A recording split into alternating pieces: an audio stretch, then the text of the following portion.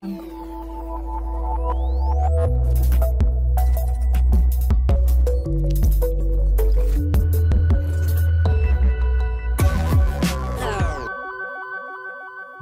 ढकाल एउटा यस्तो नाम जसले पैसा पठाउन, पाउन र तिर्न हुने विभिन्न झन्झटहरूलाई जरैदेखि उखेलिदिएका छन्।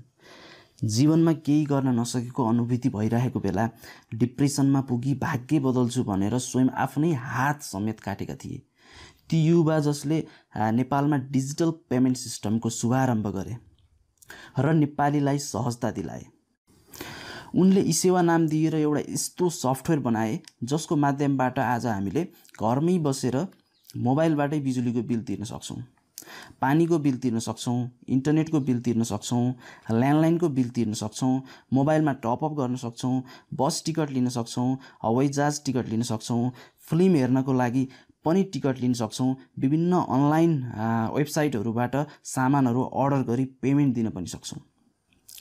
विभिन्न होटल, स्कुल, कलेज र अन्य संस्थाहरूले पनि eSewaको माध्यमबाट पैसा ग्राहकबाट सङ्कलन गर्न सुरु गरिसकेका छन्। eSewaबाट बैंक खातामा पनि पैसा जम्मा गर्न सकिन्छ।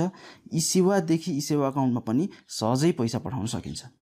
नेपालका एकदमै विकट गाउँहरूबाट 80 रुपैयाँको बिजुलीको बिल तिर्न 200 रुपैयाँ खर्च गर्नुपर्ने बाध्यता थियो, तर आज घरमै बसेर मोबाइलबाटै बिजुलीको बिल तिर्न सकिन्छ। मानिसहरू अझै पनि परम्परागत शैलीमै बिल तिर्ने, पैसा पठाउने र पाउने गरेका छन्। मोबाइलमा टपअप गर्दा होस् वा ल्यान्डलाइनको बिल तिर्दा होस्, तपाईले 2% क्यासब्याक प्राप्त गर्न सक्नुहुन्छ। यसले हाम्रो पैसाको बचत गर्दछ। अरू विभिन्न कुरामा पैसा तिर्दा पनि केही न केही छुट पाइने गर्छ। साथै रिवार्ड पोइन्ट पनि पाइने गर्छ। निश्चित पोइन्ट पुगेपछि त्यस बापत तोकिएको रकम पनि पाइने गर्छ। eSewa चलाउँदा समयको बचत त हुन्छ नै र केही पैसाको पनि बचत गर्न सकिन्छ। Chipsoftका प्रेसिडेन्टका रूपमा रहेका विश्वास ढकाललाई आजको स्थानसम्म आइपुग्न निकै नै सङ्घर्ष गर्नु परेको थियो। केही समयको अन्तरालपछि eSewaबाट धेरै नै मुनाफा निकाल्न सक्छु भन्ने ढकालले अहिले चाहिँ eSewa घाटामै रहेको कुरा खुलाएका छन्। जे होस्, उनको यो योगदानलाई हामीले सम्मान गर्नैपर्छ। उनको यो प्रोजेक्ट सफल होस्, उनलाई धेरै धेरै शुभकामना। यदि तपाईले अझै पनि eSewa चलाउनु भएको छैन भने आजै eSewa एप डाउनलोड गर्नुहोस् र चलाउन सुरु गर्नुहोस् र आफ्नो पैसा र समयको बचत गर्नुहोस्। eSewa तपाईले प्ले स्टोरमा, एप स्टोरमा र इन्टरनेटको पहुँच हुने जुनसुकै स्थानबाट कम्प्युटरमा, ल्यापटपमा पनि प्रयोग गर्न सक्नुहुन्छ। यदि तपाईलाई चलाउन आउँदैन भने तल कमेन्ट गर्नुहोस् तपाईको जिज्ञासा। त्यस विषयमा अवश्य नै भिडियो बनाउने छु। किन भन्दा यो हामीले पाएको सुविधा हो र यसको फाइदा लिन जान्नुपर्छ। यसमा म पनि तपाईको मद्दत गर्नेछु। साथीहरू, eSewa जस्तै नेपालमा अरू पनि थुप्रै पेमेन्ट सिस्टमहरू छन्, जस्तै खल्ती, IME-पे, आइपे आदि।